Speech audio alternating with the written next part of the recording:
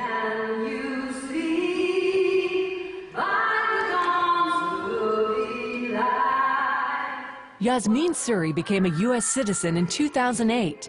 Since then, the Department of Homeland Security invites her to sing at their events. Yasmeen was born in India to a Sikh family. They moved to America when she was a child. She didn't speak English, and unfortunately, because of her ethnicity, she was the brunt of cruel jokes from the other children. I felt a sense of loss of control of my life, and I wanted to have control of my life. So I thought the more that I could get spiritual experience, the more I would be able to control my environment, and the more I would be able to control people. So I started getting into horoscopes. I started studying about psychics and witchcraft. I would begin to have demons, which I didn't know there were demons at the time, reveal themselves to me on a continual basis. And they would just speak to my spirit that I had been born for a purpose, and that purpose would be fulfilled. As an adult, Yasmeen was engrossed in the occult. The experiences that I would have is I wouldn't be satisfied. It would just leave me just more empty. It didn't give me an answer.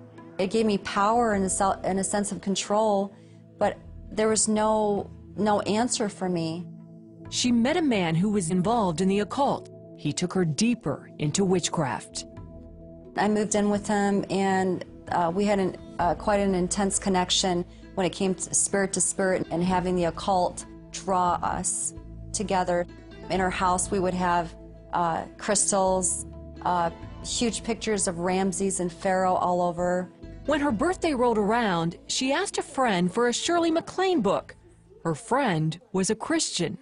So she gave me my present, and I opened it up, and it happened to be a Bible. So I said, "Oh, where's my book?" And she said, "Well, I wanted to show you something in the Bible." And she opened it up to Deuteronomy chapter 18, verse 9 through 14. And God says that those that consult with familiar spirits or wizard or enchanters, or those that practice necromancy, and a whole list of things, he said that those things are an abomination to God. And those scriptures jumped out at me from the Bible, and they jumped off the pages, and they actually went right through my spirit. And I was convicted of sin for the first time in my life. It seemed to Yasmeen that everywhere she went, she met Christians. I would ask him questions like, how does this Jesus come inside of you? I mean, what does it mean that you mean another man comes inside of you? What does this born again mean?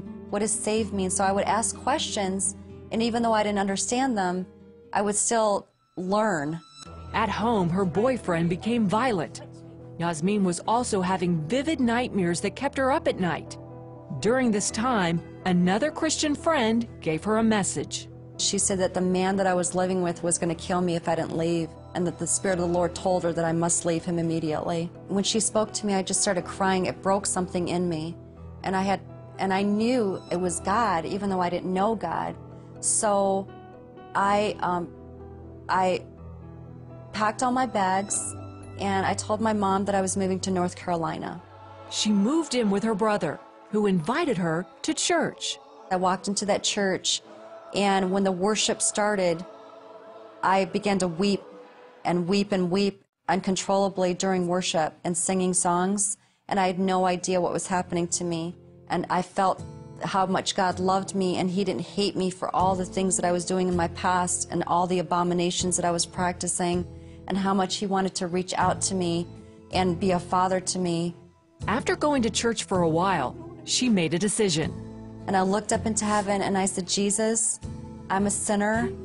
I believe what people have said about you, that you're the Son of God, that you died on the cross for me and you died for my sins. I said, please forgive me and come inside of me and live in me and be the Lord and Savior of my life." The change was almost instantaneous. The next morning, all my bad dreams were gone. My torment was gone. Everything was gone. It was like a weight had been lifted off my shoulders, the weight of sin, the weight of deception. And I felt like I was alive for the first time in my life. I had a big bonfire, and I burned everything that I had, even the music, the books that I had, The objects that I had all over my walls, the pictures, the clothes, the jewelry, I had to break everything in my life and break those chains over my life. Yasmeen's life was on a new path. It was really a pretty awesome walk with the Lord. I was thankful to the Lord for just opening my eyes so I could see. Instead of teaching people about the New Age, the Lord had me telling people how dangerous the New Age is. She always loved to sing, and as she developed her voice, she knew it was a gift from God. Come to Jesus, come home. I love music because music is such a way that God speaks to our spirit. And God says that He inhabits the praises of His people. I see so many people, whether it's in the church or out of the church, that are so lonely and they're hurting and they're desperate.